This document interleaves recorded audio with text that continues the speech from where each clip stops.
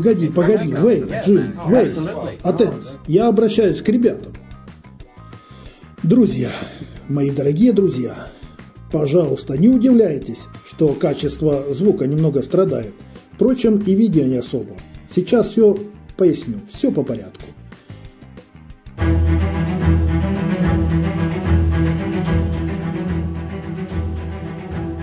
Все вы знаете, что 24 февраля 2022 года началась война. Россия вероломно напала на Украину. Когда ночью началась бомбардировка и пошли обстрелы, я находился в мастерской. Честно говоря, я так и знал, что с дня на день должна начаться война, но не думал, что так скоро. Проснулся от оглушающего взрыва. Недалеко от моего дома упала авиабомба. И как по-вашему, что я сделал прежде всего? Ни за что не угадаете. В первую очередь я посмотрел на свою левую руку, которая жутко болела. Что именно приключилось с моей рукой, вы можете узнать из этого ролика про окно-пожиратель. А затем я начал лепить. Я понимал, что вечером мне придется уехать для выполнения сложнейших задач. Что за задачи? Первая задача была такая. Я должен был отправиться на фронт и установить, есть ли связь между агрессором и SCP-фондом. Сложнейшая задача, скажу я вам. Так вот, сначала я был на передовой. А затем, когда россияне отступили на севере, после того, как их затея взять Киев за 3 дня, с треском провалилась.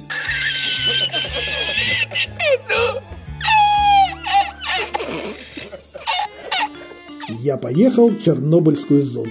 Точнее, в сам Чернобыль, где находится атомный реактор. Кстати, о том, что там происходило, вы можете узнать из этого ролика про именинную обезьянку и тайны SCP-фонда. Вот ссылочка. Дело в том, что разведка получила какие-то данные о том, что SCP-фонд некоторым образом связан с российскими агрессорами. И моя миссия заключалась в получении дополнительных фактов, которые могли бы подтвердить такую связь. Забегая вперед, скажу, что миссия удалась. Подтверждение такой связи я получил, о чем расскажу вам позднее.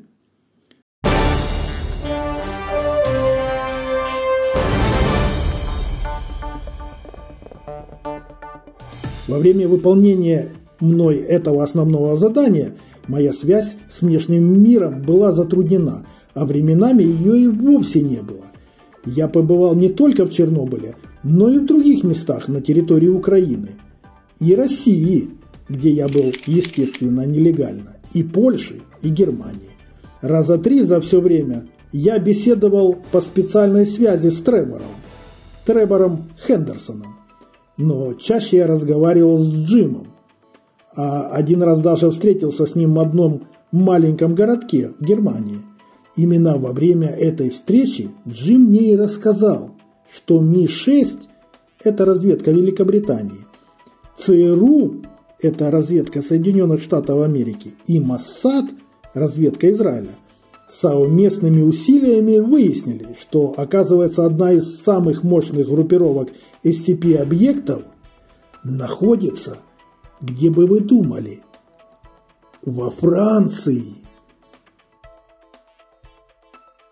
И есть подозрение, что причина этого заключается в том, что во Франции очень развита атомная энергетика, а SCP-объекты, по данным разведки, для своего существования используют изотопы урана и плутония, то есть тех элементов, которые очень опасны. В общем, я должен все разузнать и получить дополнительные факты, которые могут подтвердить эту гипотезу. И сейчас я плавно и постепенно перемещаюсь в сторону Франции. Делаю это скрытно.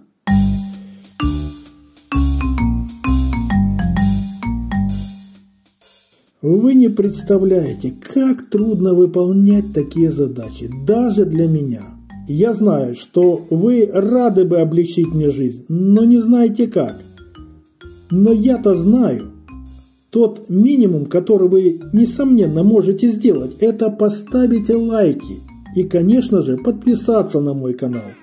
И тогда я буду выполнять задачи с легким сердцем. Ведь нужно же в конце концов добраться до серебряной кнопки Ютуба.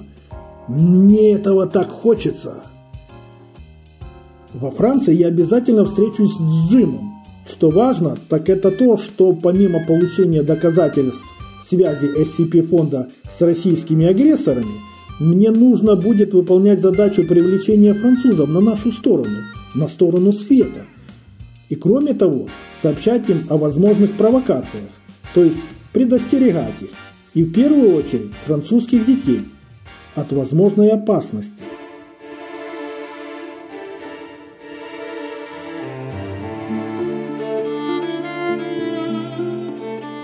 Что из этого вытекает?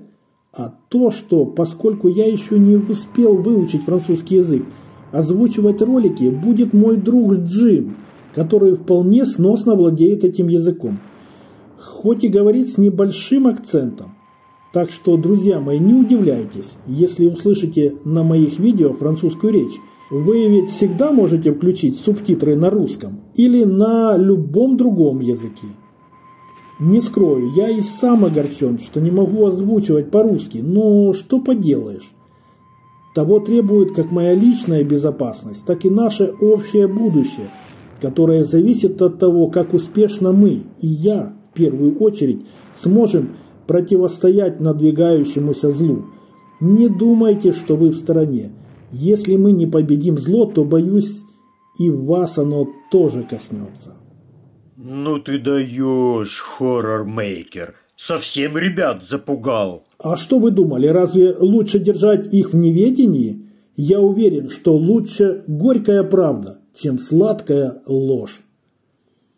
А теперь скажу вам, кого же я леплю на этот раз? Да вы уже и сами догадались. Леплю персонажа из компьютерной игры Garten of Banban. Гартен – это от английского kindergarten. Что это за игра такая, с чем ее едят? А объяснять не буду. Если захотите, сами узнаете. Там, короче, вы бродите по детскому садику, и на вас нападают разные монстры. А вы их отстреливаете.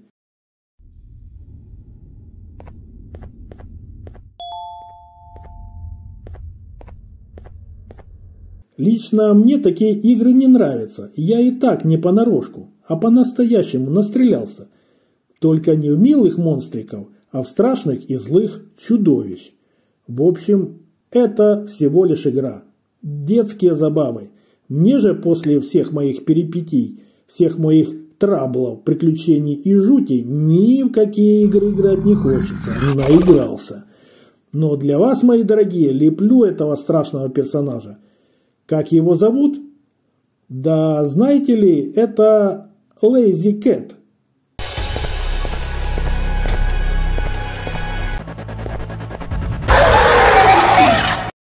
Ну да, немного страшненький. Он, конечно, не такой опасный, как Cartoon Cat, но тоже не подарок. Леплю его, само собой, разумеется, по-хоррор-мейкеровски. Ну, вы понимаете. Короче, вот такой получился Lazy Cat. Или, как некоторые его называют, Les Cat. Как вам? Как вы считаете, заслужил я ваши лайки? Ну, конечно, такого монстра слепил.